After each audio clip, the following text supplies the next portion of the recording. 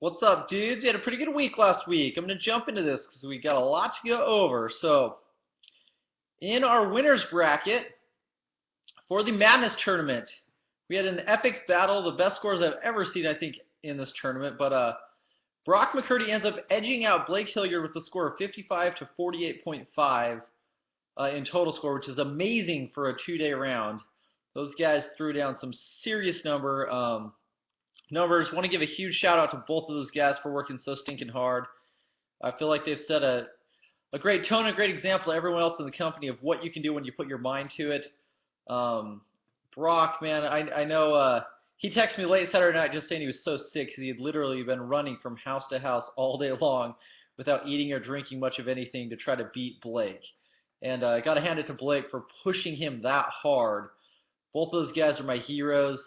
Thanks so much for your hard work, and I think that's something all the other sales reps can take a look at and really try to tap into their true potential and see what somebody can do when they put their mind to it. When they wake up in the morning, say to themselves, "I will go out and sell the very, very best I can this day." So much so that it drives them to not eat or drink and to run, literally run from house to house. Like that's how money gets made in this industry, you guys. That's super impressive. But jumping over the consolation bracket, in that one-day round, Trey Allison ends up defeating Dallin Wilkes with the score of 6.5 to 5. So what happens now, this is double elimination. Blake's not out, neither's Trey.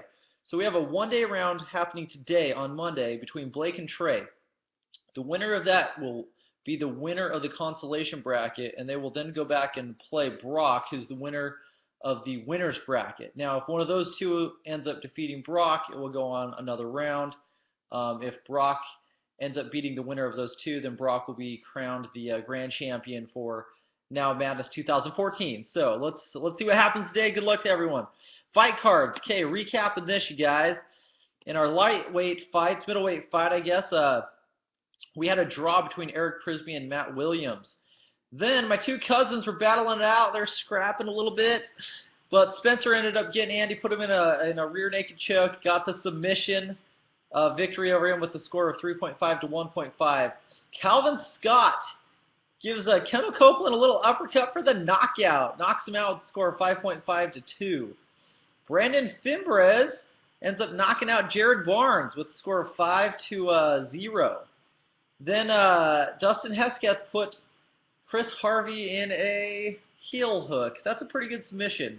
Anyway, gets the submission victory off of Chris Harvey 4.5 to 2. And then Brandon Boudreaux, a straight kick to the face, ends up knocking out T-Spain with a score of 4 to 0. So good work to everyone on the fight cards. You'll see a little extra cash on your next paycheck for your winnings on that. Okay, jumping into our top regions last week. Now these are based off of the total score based on sales because that's how I have Sales Rabbit set up right now. I'll switch that back on August 1st to what we've done all summer long. It'll be tracking off installs. But top region was NOS. Second was Alliance. And they just edged out Landslide with a score of 209.5 to 184.5. But it was 98 sales to 94 sales. So pretty close there between those two. Jumping to the top offices, Invictus office number 1. Then the Regime. Invictus had 244 on 103 sold. The Regime had 228.5 on 102 sold. So pretty good there, getting really close. Landslide office just behind them with 94 sold. The Altitude office doing really well. 108 with 52 sold. Alliance office 87.5 with 39 sold. Fusion office 37.5 on 14 sold, and Goldman office 14 with 7 sold. You know, the Goldman office was moving this last week as well. All right, top veterans. And man, these top two were ahead by a landslide, even though neither of them were in that region. Anyway, Brock McCurdy, a score of 105 with 40 sales. Blake Hilliard, a score of 85.5 on 41 sales. That's man, that's a lot of sales in 1 week.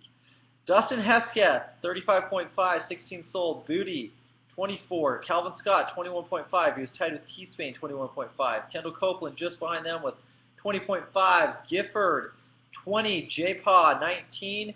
And I kid you not, the Fimbres brothers tied exactly 18.5. Same quality score, same number of sales. Now, the funny thing is if you're looking at it, Their medium risk, HDVR, and full processing fees were different, but it came out to the exact same total score. So let's see who really is the best Finbras brother this week. You guys should compete with each other. All right, guys, rookies. Nick Bailey threw down. He was up there with the big boys, 40.5 with 15 sold. Trey Allison had a great week, 35.5. Schofield, he did great, 24.5. Jesus, good work, Jesus. I think this is your best week of the whole summer. Number 4 rookie with 23.5 on 10 sold. Dallin Wilkes, 23. Bailey, 17. Brandon Olson, he's doing really well, 16.5.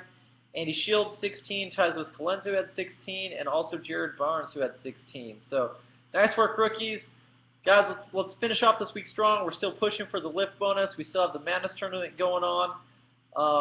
And it's just good to finish up July strong. So, good luck to everyone today.